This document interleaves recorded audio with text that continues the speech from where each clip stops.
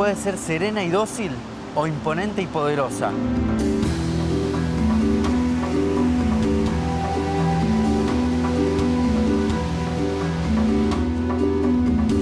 Es una de las encargadas de proporcionar vida, pero también de destruirla.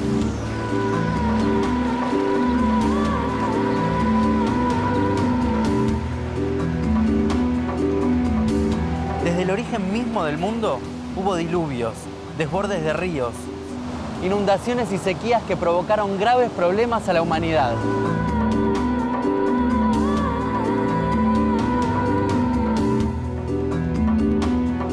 ¿Cómo se producen estos fenómenos? ¿Son parte de un ciclo natural o están relacionados con fenómenos climáticos que se dieron en estos últimos tiempos?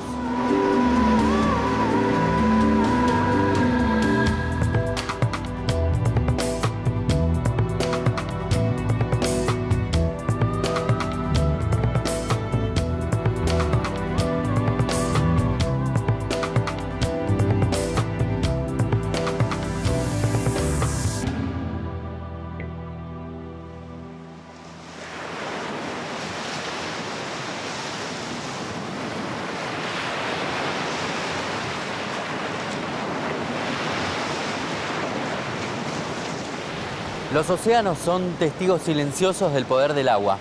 Aunque no sean organismos vivos, pareciera que pueden estar tranquilos o furiosos.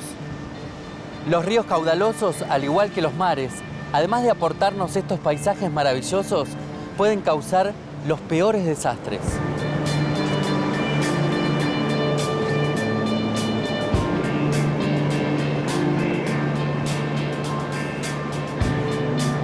La costa es apenas una porción de tierra firme en el medio de un universo lleno de agua. Los océanos marcan el territorio y nos recuerdan constantemente quiénes son los que mandan.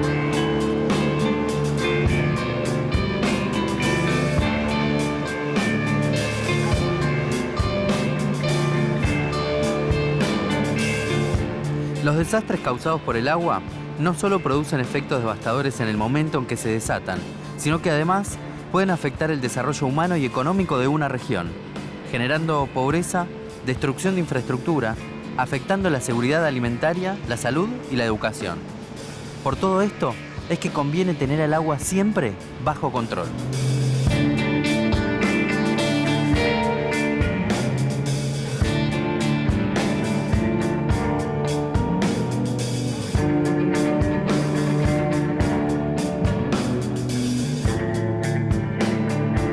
Carolina, ¿a qué se deben el fenómeno de inundación y sequía, en particular en Argentina y en el mundo en general?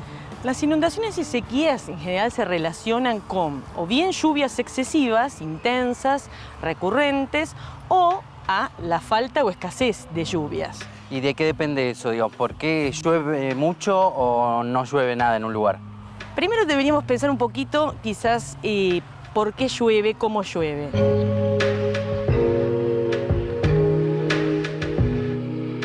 Llueve porque el aire asciende, la circulación atmosférica que se produce en la primera capa de la atmósfera, aquella que está entre la superficie y los primeros 10-15 kilómetros, que llamamos troposfera.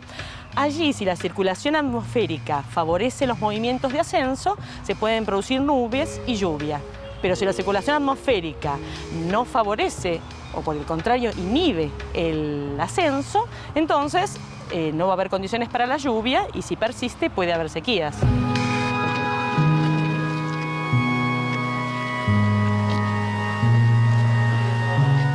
¿Qué es la circulación atmosférica?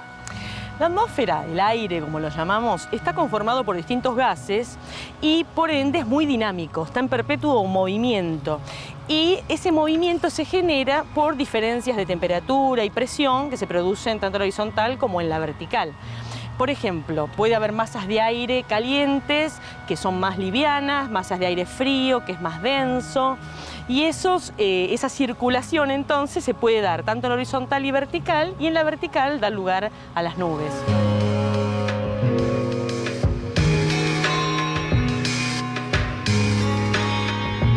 Pueden deberse las inundaciones, por ejemplo, a una serie de eventos de lluvia recurrentes en un determinado periodo, eso puede dar lugar a que un río crezca, a que el suelo no absorba esa cantidad de agua.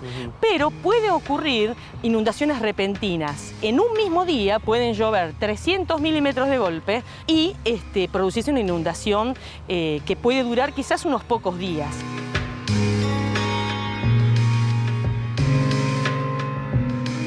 Carolina, ¿a qué se debe que haya años con mayores lluvias y años que tienen menos, más húmedos, menos húmedos? Esas variaciones que se producen año a año, la atmósfera es capaz de generarlas por sí misma, por ser un gas, un aire muy dinámico, y nosotros las llamamos variaciones climáticas o variabilidad climática.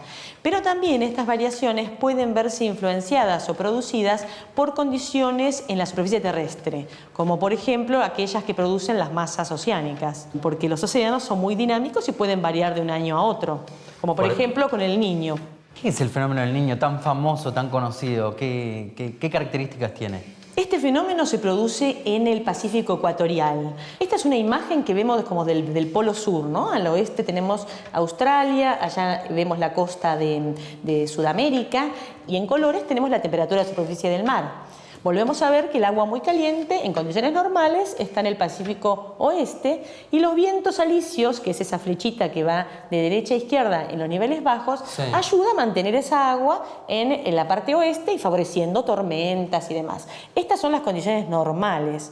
Pero hay determinados años en los cuales el agua caliente es como que se desparrama hacia el centro de la cuenca. Y entonces las masas nubosas también se extienden hacia el Pacífico central.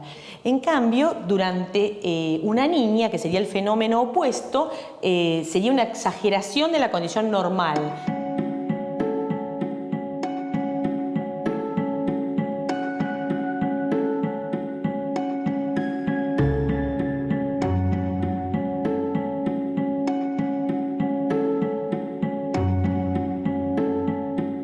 ¿Cómo influye el fenómeno del Niño, en particular sobre nuestro país, en Argentina?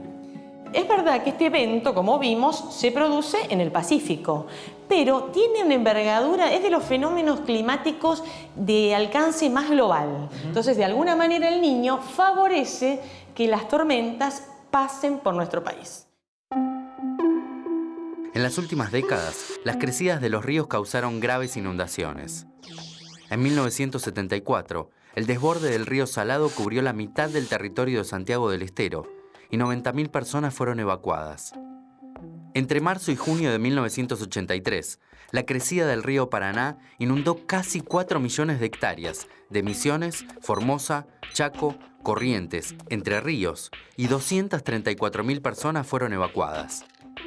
5 años después, en 1992, el Paraná volvió a crecer e inundó en esa misma zona más de 3 millones de hectáreas y más de 100.000 personas debieron ser evacuadas. En 2003, el río Salado anegó 2 millones de hectáreas en Santa Fe y más de 100.000 personas fueron evacuadas. Hubo 23 muertos. En 2011, en Santiago del Estero, por las crecidas de los ríos Dulce y Salado, 8.000 personas debieron abandonar sus casas.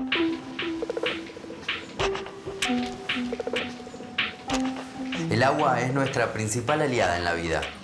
Y cuando uno tiene sed, no hay nada mejor que tomar un vaso con agua. Pero cuando el agua se desborda y sale de su cauce natural, su fuerza puede ser muy destructiva. Claro que este pequeño incidente casero es una nimiedad en comparación con las grandes inundaciones. ¿Qué sentirán las personas a las que el agua les quitó todo? ¿Cómo sigue la vida después de una inundación?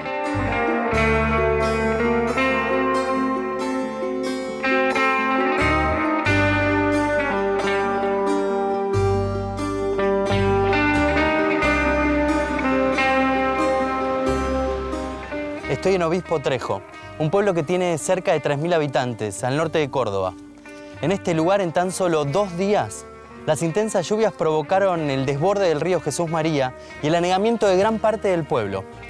Como consecuencia, la inundación dejó hasta el momento 80 evacuados.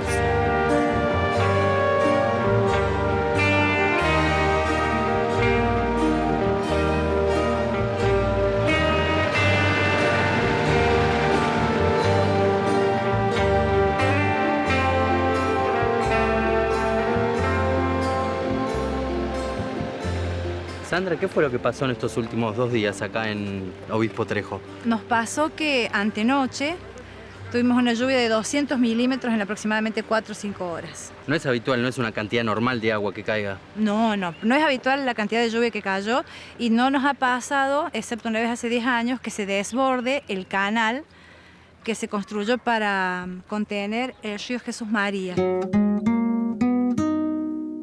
¿De ahí venía el agua? De ahí venía el agua. Esa es la razón por la que hoy tenemos como 100, entre 80 y 100 evacuados en la escuela. ¿Cuáles son los riesgos de que la gente se quede en sus casas con el agua? En este momento, el agua que ha atravesado las chacras trae víboras, trae de todo. Aparte se están abnegando los pozos negros, entonces el agua... Y aparte también ha entrado el agua, ha dado la vuelta a donde está el basural. O sea que es agua que viene totalmente contaminada. ¿Puede provocar enfermedades? Por supuesto, puede provocar enfermedades. Eso por un lado. Y por el otro, que las casas están mojadas. La gente tiene todo mojado.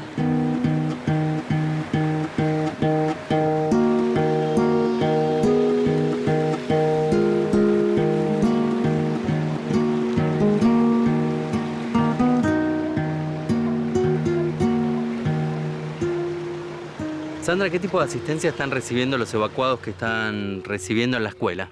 Bueno, nosotros tenemos en este momento entre 80 y 100 evacuados que les hemos servido el desayuno a la mañana, el almuerzo al mediodía, se está sirviendo la merienda y les vamos a preparar la cena.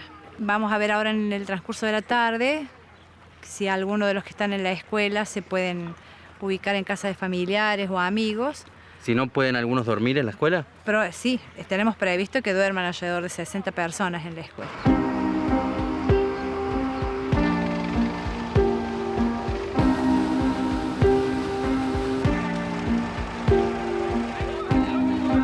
¿Cómo se organizaron el pueblo? Me lo imagino colaborando todos juntos, solidaridad. La verdad que sí, sin distinciones de ideologías de ninguna naturaleza, trabajó todo el mundo codo a codo por los evacuados, por la gente que estuvo afectada por el agua. ¿Qué es lo que prevén para las próximas horas?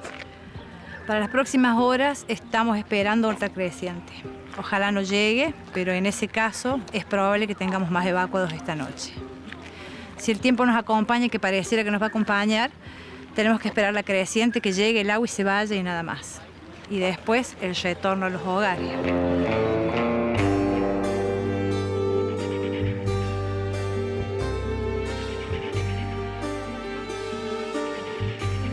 Para liberar el agua atrapada en Obispo Trejo, algunos vecinos plantean romper la ruta, que actúa como dique de contención.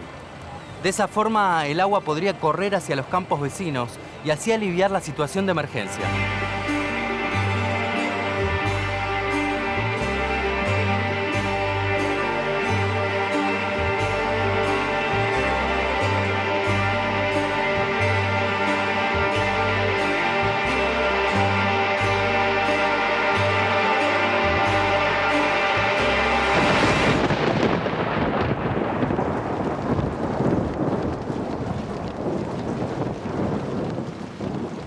El poder del agua domina la naturaleza y en ocasiones también lo hace en la ciudad. Eso fue lo que ocurrió en La Plata en abril de 2013. Allí, el promedio de lluvias del mes de abril, medido por el Servicio Meteorológico Nacional entre 2001 y 2010, fue de 84,3 milímetros. Pero en esa ocasión, esa cifra se quintuplicó. Y no durante todo el mes, sino en un solo día. En 24 horas cayeron 392 milímetros. Lo que parecía ser una simple lluvia otoñal se transformó en un verdadero vendaval.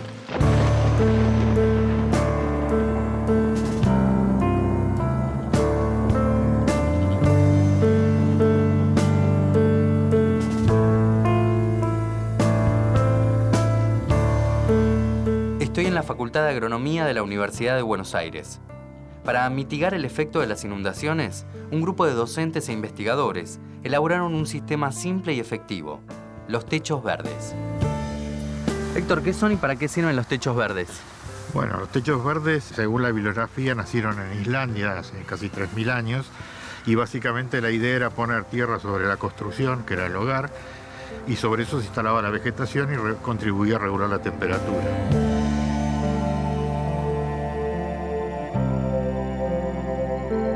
¿Y hoy en día para qué se usa? En las ciudades hoy, aparte del control de la regulación de la temperatura, tiene mucho uso en el tema de contribuir a la disminución del escurrimiento hídrico al retener en el sustrato agua. Yo acá veo varios tipos de plantas. ¿Qué vegetación se utiliza en particular? Básicamente lo que se utiliza son lo que se llaman plantas crasas, que son de hojas suculentas, carnosas, y dentro de ellas la que recomienda la bibliografía son una especie que se llama, un género que se llama sedum, que tiene varias especies.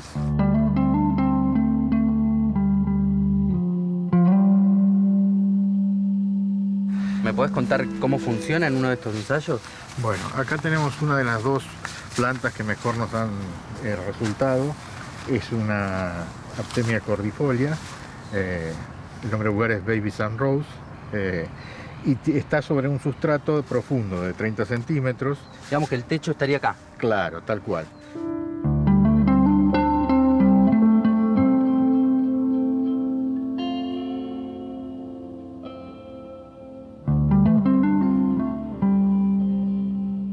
Este tipo de sustrato de 30 centímetros, ante lluvias que rondan los 20 milímetros, tienen casi el 100% o retardan el escurrimiento en un 100%. Y con lluvias que rondan los 35 o 40 milímetros, andan alrededor del 65%, y ya de 90 a 100 milímetros retienen entre 25 y 30%. Pero ante una lluvia de 100 milímetros retener ese porcentaje es muy importante.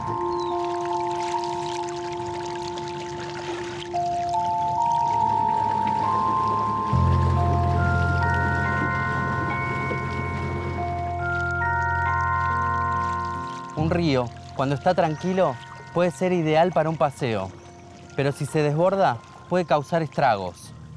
El río Paraná, donde me encuentro, tiene un caudal aproximado de 12.000 metros cúbicos por segundo. Pero en las inundaciones de junio de 2013, esa cifra se triplicó y llegó a ser el doble que el caudal del Río de la Plata.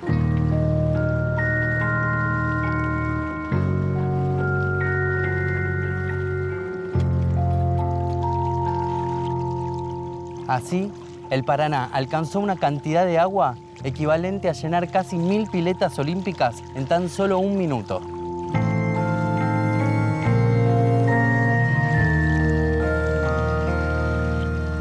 El agua, que no cabía en su cauce, desbordó y anegó gran parte del noreste argentino. Afectó a casi 3000 personas y en algunas zonas de Corrientes alcanzó los 8 metros de altura.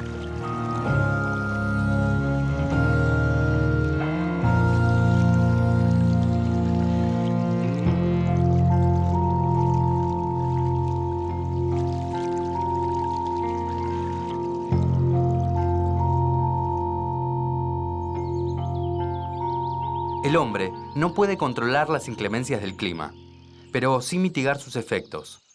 Y la mejor manera de hacerle frente es la prevención. Estoy en el Instituto Nacional del Agua. Acá funciona el sistema de información y alerta hidrológico. Dora, ¿por qué se produce una inundación en determinada zona? ¿Y hay formas de poder evitar o de alertar sobre estos eventos? Ahora tenemos información meteorológica, información de suelos, información satelital, de tal manera de que nuestro sistema de alerta está mucho más avanzado tecnológicamente como para poder hacer frente a las inundaciones. No se puede cambiar toda una ciudad. Lo que hay que hacer es tener una manera de monitorear, de mejorar en los sistemas de medición, de mejorar en el diagnóstico temprano y oportuno.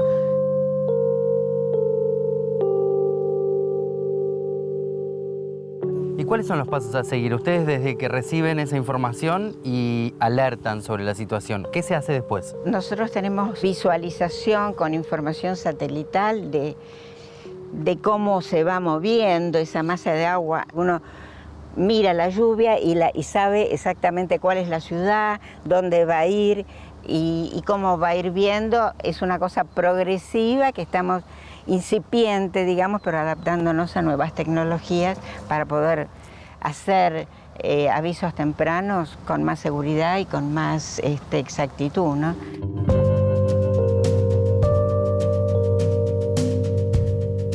Dora, ¿qué es lo que podemos ver acá? Bueno, esta es una situación que ocurrió en junio del año pasado. En ese momento ocurrió una lluvia muy intensa con núcleos de precipitación de hasta 350 milímetros en un día, pero un acumulado muy importante, y esa precipitación produjo una crecida en el río Iguazú que en poco tiempo llegó al río Paraná y a los pocos días estuvo en la ciudad de Corrientes y en la ciudad de Resistencia.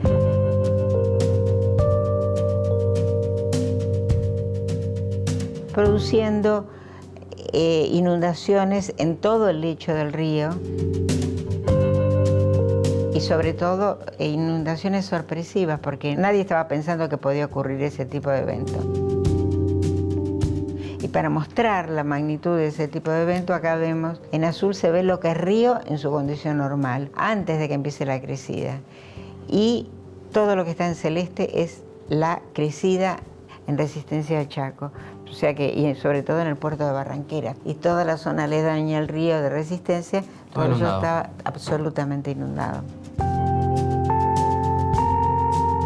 Los pronósticos del tiempo nos sirven para hacer los pronósticos hidrológicos a corto plazo, y los pronósticos del clima nos sirven para hacer escenarios de los ríos a más largo plazo. Cuando el agua abunda, es un problema. Y cuando falta, también. La contracara de las inundaciones son las sequías. Las sequías afectan negativamente la producción agrícola y ganadera, que repercute directamente en el aumento de los precios de los alimentos.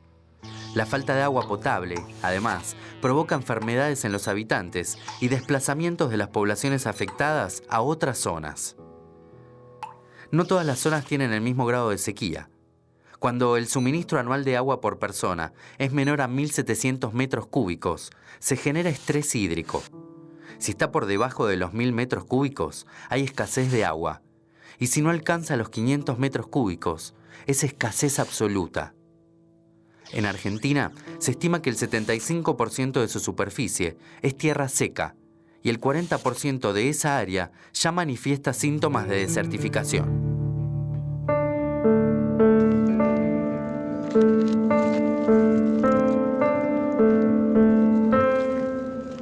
En Mendoza, por ejemplo, llueven apenas 200 milímetros al año, la cuarta parte de las precipitaciones que hay en la pampa húmeda.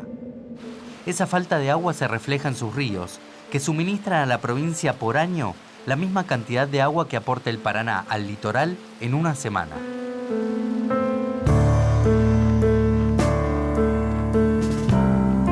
Así, las zonas irrigadas contrastan con las secas. En el desierto del departamento de Lavalle y en las lagunas de Guanacache, ambas zonas ubicadas en el noroeste de la provincia, como en algunos tramos del río Atuel, cercanos a San Juan, la tierra quebradiza demuestra que la lluvia es una excepción y no la regla. Los árboles sedientos y los ríos secos sienten la falta del agua, que se acentúa con el tiempo. Un sufrimiento que se extiende en meses, incluso años, hasta que llega ese momento majestuoso y esperado. Y el agua trae un poco de alivio a tanta sequía.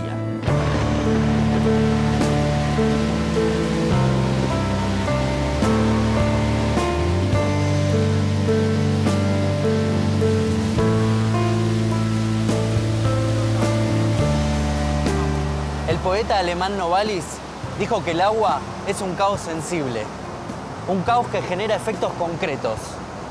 Según las Naciones Unidas, cada año más de 100 millones de personas en todo el mundo sufren las consecuencias de las inundaciones.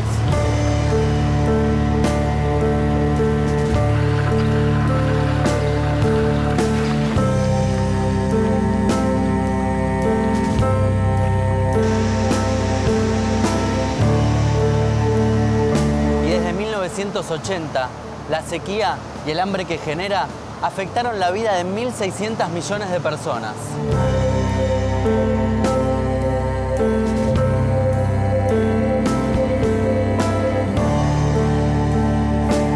Exceso y escasez de agua, inundaciones y sequías.